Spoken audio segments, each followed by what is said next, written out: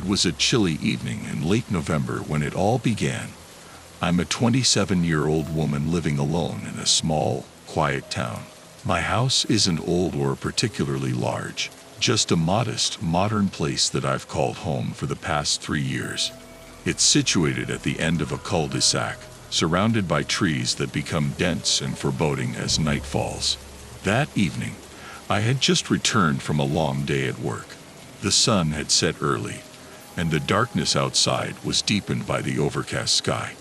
The weather report had warned of a storm, and as I pulled into my driveway, the first raindrops splattered against the windshield.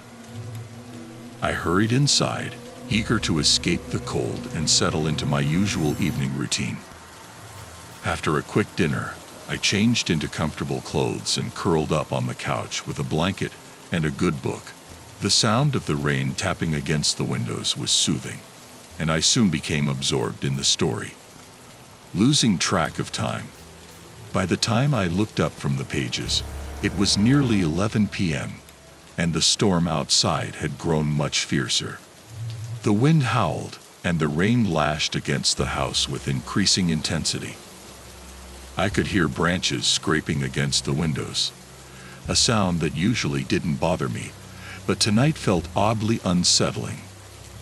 I decided it was time to head to bed, hoping to sleep through the worst of the storm. As I made my way upstairs, the power flickered and then went out completely. The sudden darkness startled me, and for a moment, I stood frozen in place, listening to the eerie silence that followed.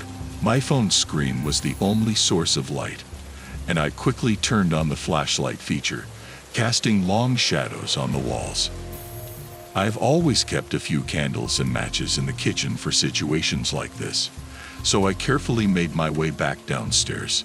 The house felt different in the dark, more unfamiliar and oppressive. I could feel my heartbeat quickening as I fumbled with the matches, finally managing to light a few candles.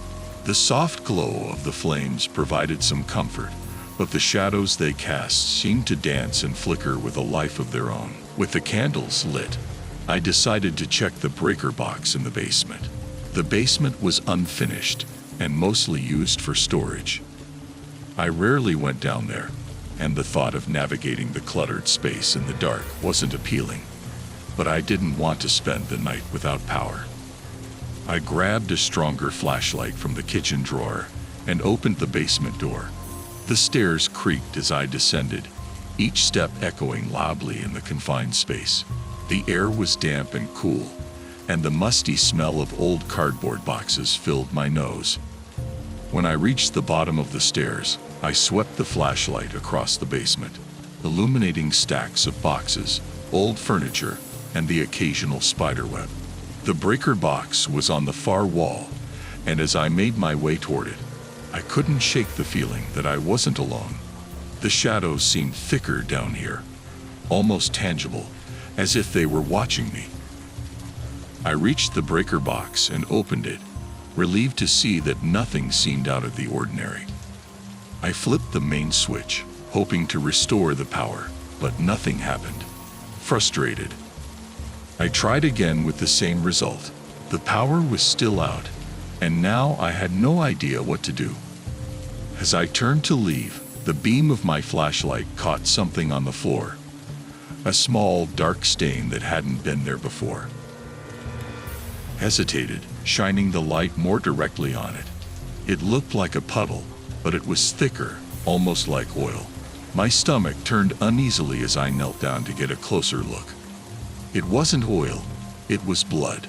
Panic surged through me as I scrambled to my feet, my mind racing. I hadn't been hurt, and there was no reason for there to be blood down here. I needed to get out, and I needed to do it now. As I hurried back to the stairs, a loud thud echoed through the basement, freezing me in my tracks. It sounded like something heavy had fallen, but it came from directly above me, from the hallway outside my bedroom. My heart pounded in my chest as I tried to rationalize what I'd heard. Maybe something had fallen over in the storm, or perhaps I'd left a window open and the wind had knocked something down. But deep down, I knew that wasn't the case. Forced myself to climb the stairs, my legs trembling with fear. When I reached the top, I stopped to listen. The house was silent except for the storm raging outside, but the silence felt wrong, as if it were hiding something. Slowly moved down the hallway, my flashlight beam trembling as I approached my bedroom. The door was ajar, just as I'd left it, but something felt different, off. I pushed the door open with a shaking hand, revealing the room beyond. Everything seemed normal at first glance, but then I noticed the closet door.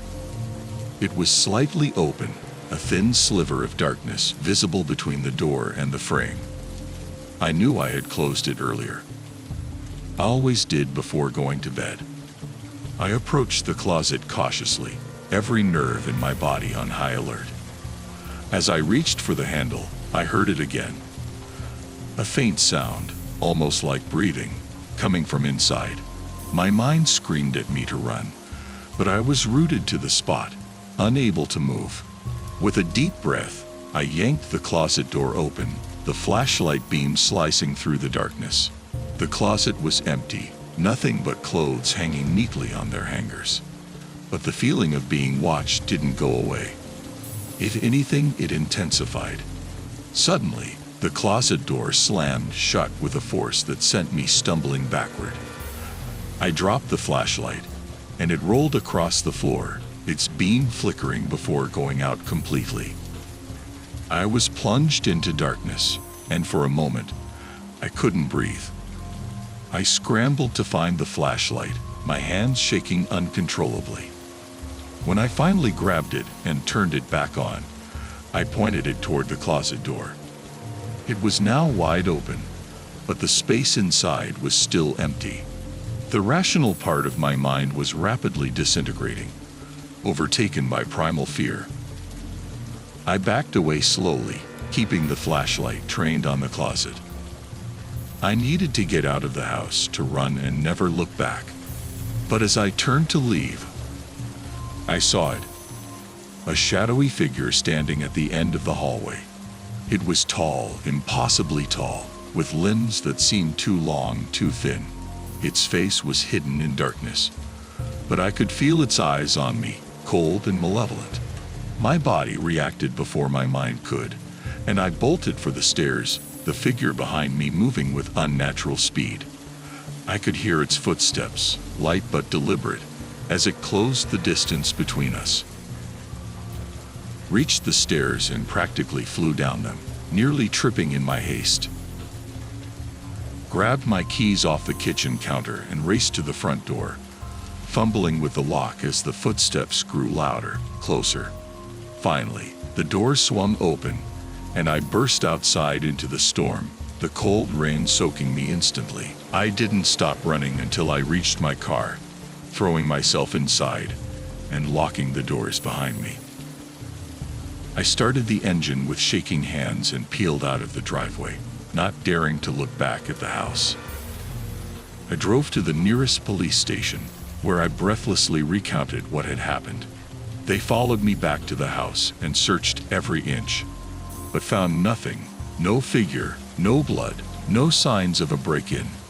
They told me it was probably stress or an overactive imagination, that the storm had played tricks on my mind.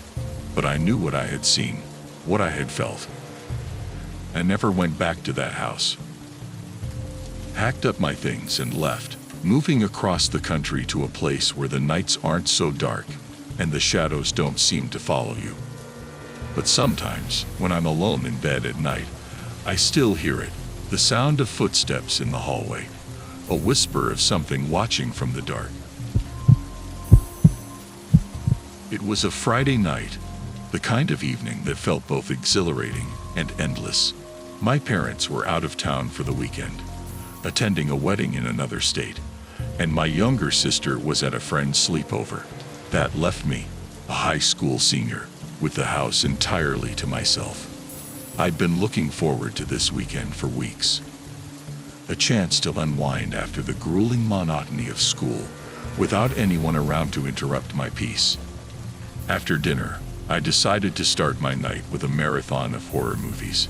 It might seem like a strange choice, watching horror while home alone, but I've always been a sucker for a good scare. Curled up on the couch in the living room, dimming the lights for effect, and let the first movie draw me into its eerie world. Outside, the wind rustled through the trees, occasionally tapping a branch against the window. I was too engrossed in the movie to care. By the time the second movie started, the house was shrouded in darkness. The only light came from the glow of the TV screen, casting long shadows across the room. I'd started to relax into the solitude, the thrill of being alone amplifying the suspense on the screen. That's when I heard it, a soft, almost imperceptible noise coming from the basement. I paused the movie, straining to hear. The house was old, with creaky floorboards and pipes that groaned in the walls, so I was used to the occasional odd sound. But this was different. It was rhythmic, like a slow, deliberate tapping. My first instinct was to ignore it, chalking it up to the house settling or some other benign cause.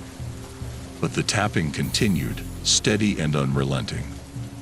I stood up, my heart beginning to pound in my chest. I told myself it was nothing, probably just a loose pipe or a branch scraping against the side of the house. But the thought gnawed at me, refusing to let go. I grabbed my phone and turned on the flashlight, the bright beam cutting through the darkness. Slowly, I made my way to the basement door, each step heavy with reluctance. The basement had always unnerved me, even in daylight. It was cold, damp, and filled with old boxes and forgotten things that no one bothered to throw away. The wooden stairs creaked loudly as I descended, the tapping growing louder with each step. By the time I reached the bottom, my nerves were on edge. The light from my phone illuminated the basement in a narrow cone, revealing dusty shelves and stacks of old furniture. Swept the beam across the room, searching for the source of the noise. For a moment, everything seemed still, the basement as quiet and lifeless as it should be. I was about to turn back when I saw it, a shadow, darker than the others, moving at the edge of the light. I froze, my breath catching in my throat. The shadow seemed to flicker, shifting slightly as if it were alive. But there was nothing there, no person, no object that could have cast such a shadow. It was just there, defying logic. Then the tapping resumed, louder and more insistent. It was coming from behind the old wooden door that led to the storage room. My parents rarely used that room, and the door was usually locked.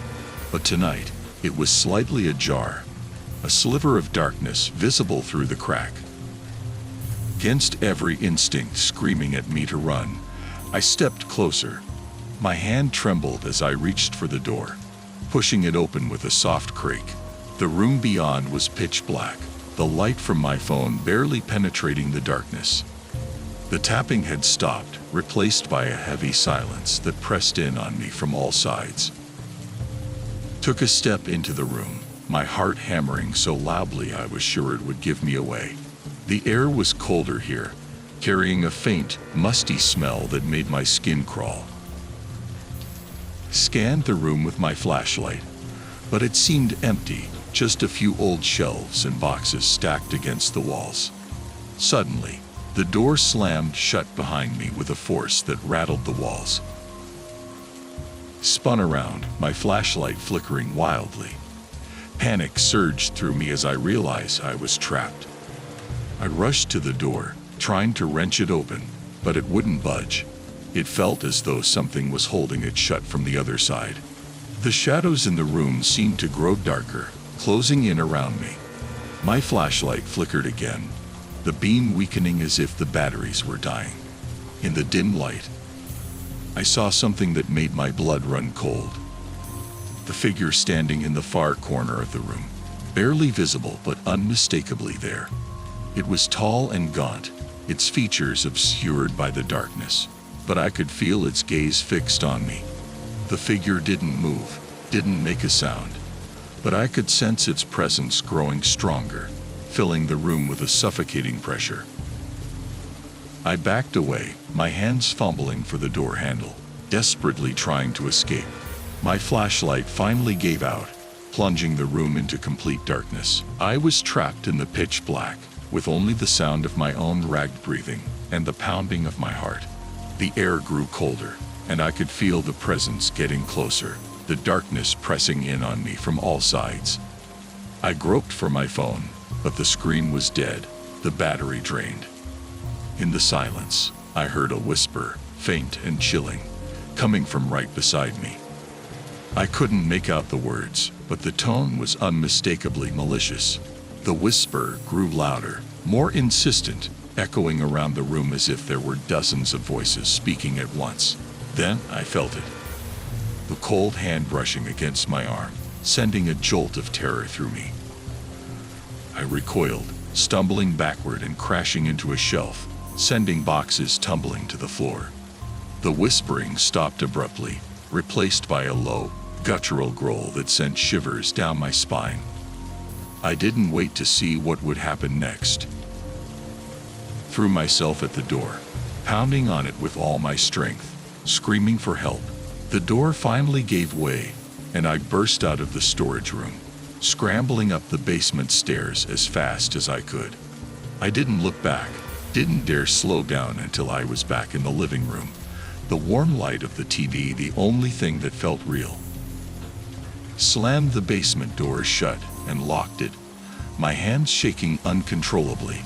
My mind was racing, trying to process what had just happened. I knew I couldn't stay here alone.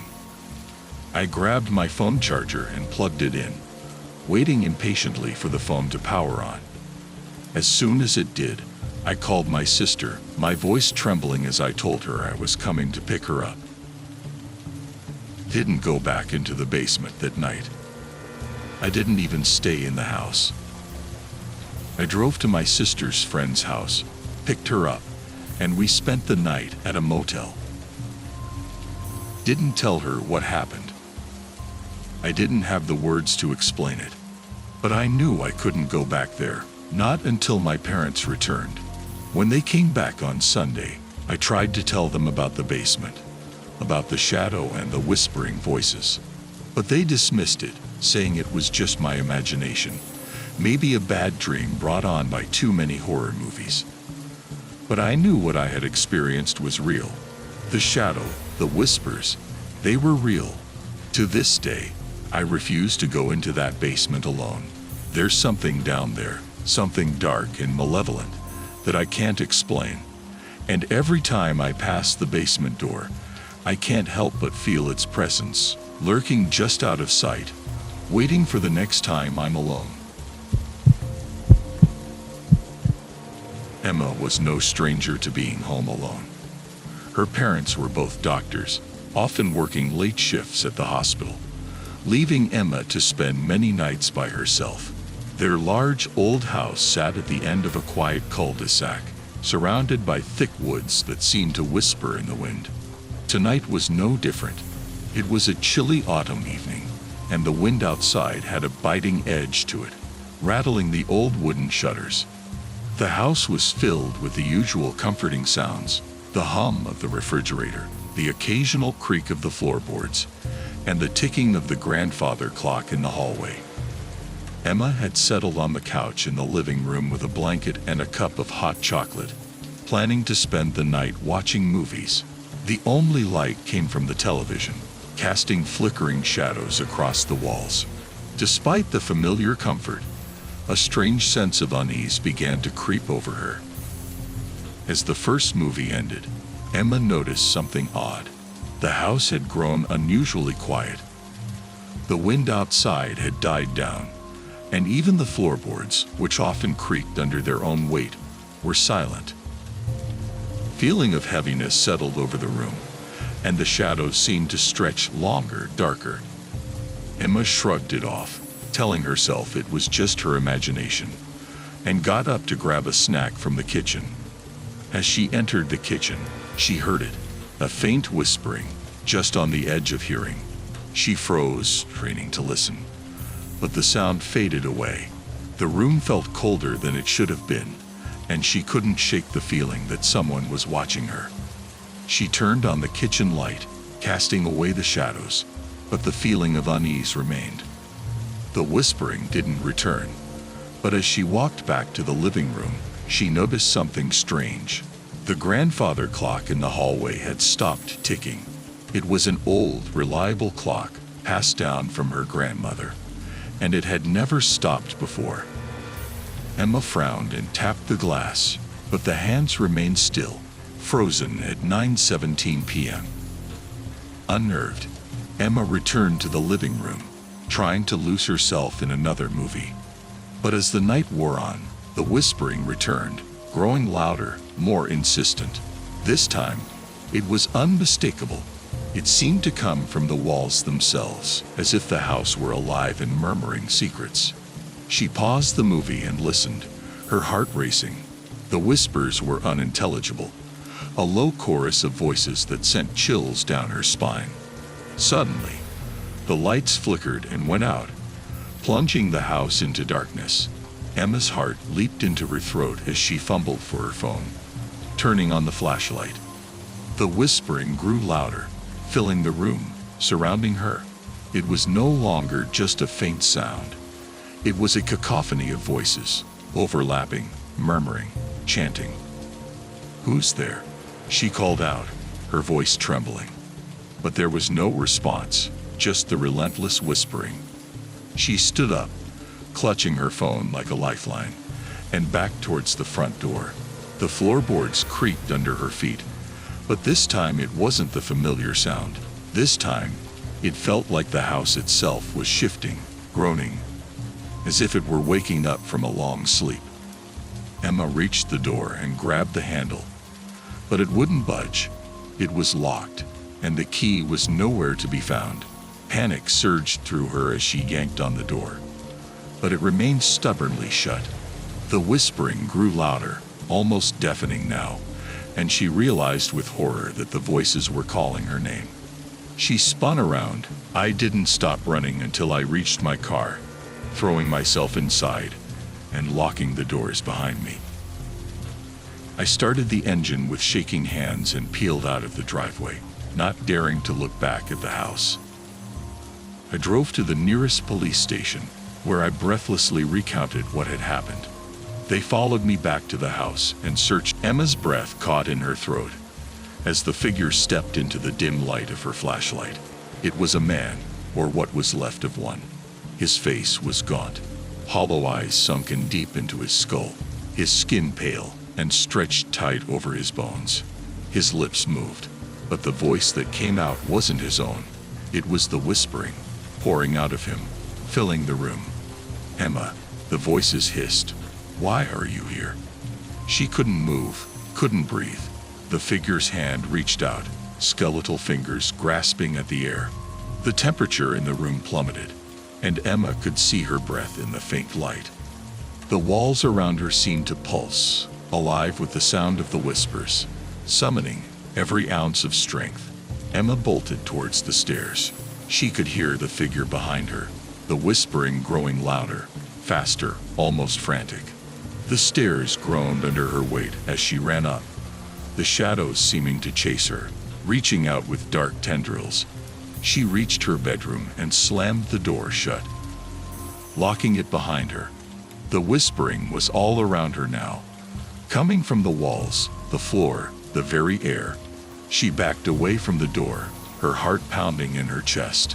In the darkness, Emma's phone buzzed, the screen lighting up with a text message.